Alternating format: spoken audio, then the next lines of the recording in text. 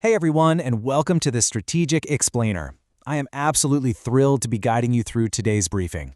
Look, as the architects and visionaries behind our urban environments, you guys have an incredibly complex job. You're not just building cities for today, right?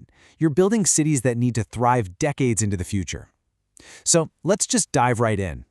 Today, we're really focusing on understanding our shifting environmental baselines.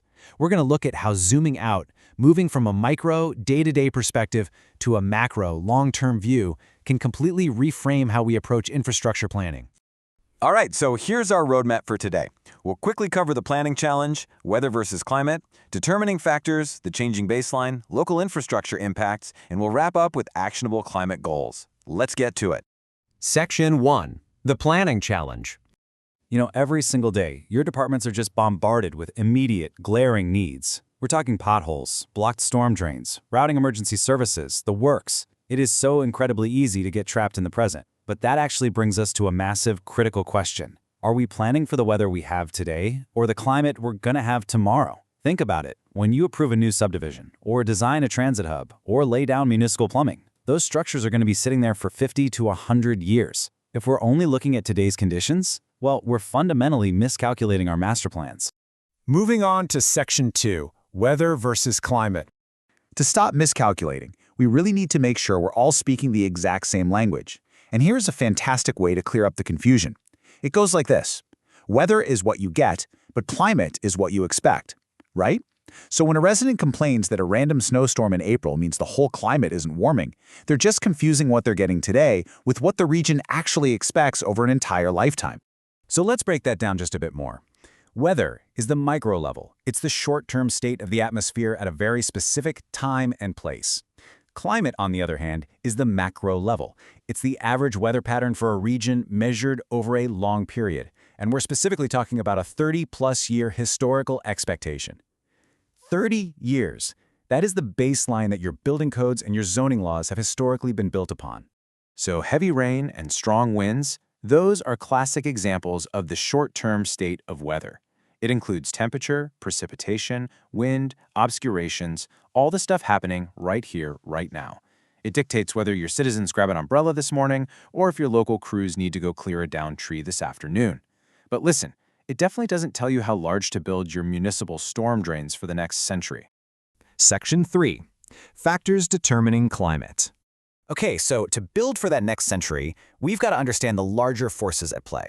Historically, regional predictability is dictated by these massive geographic and atmospheric factors.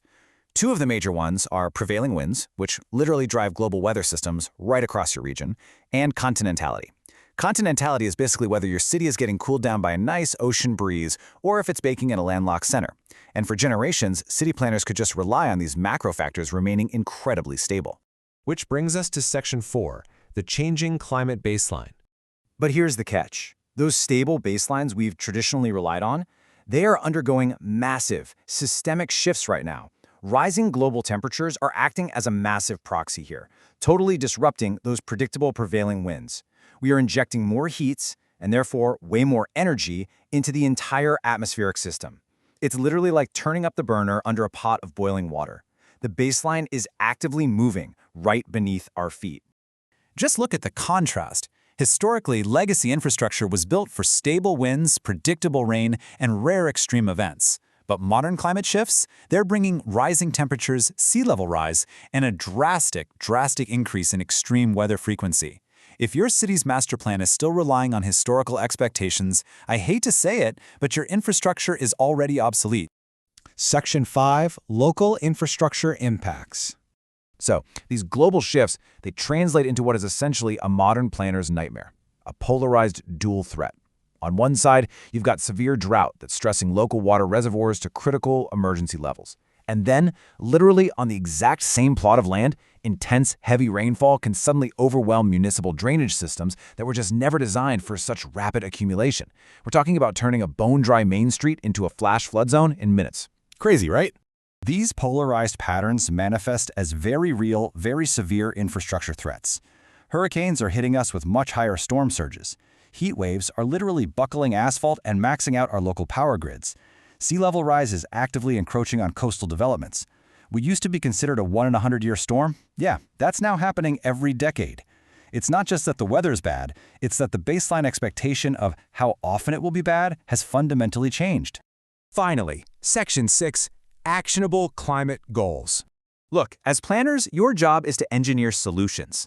Acknowledging this shifting reality, that's step 1. Climate change is real, and we absolutely all have a role in fighting it. Step 2 is recognizing that fighting it cannot just happen behind closed doors in City Hall. It genuinely requires participation at every single level of your community. So how do we actually structure that participation? Well, it's a pretty straightforward 3-step process. Step 1, champion small citizen actions. Encourage your residents to adopt water conservation, plant drought-resistant local flora, or reduce their runoff. Step 2, integrate those citizen efforts into your proactive municipal planning. Update zoning laws to require permeable surfaces, or maybe incentivize green roofs. Because when you combine those two, you get Step 3, achieving big community change.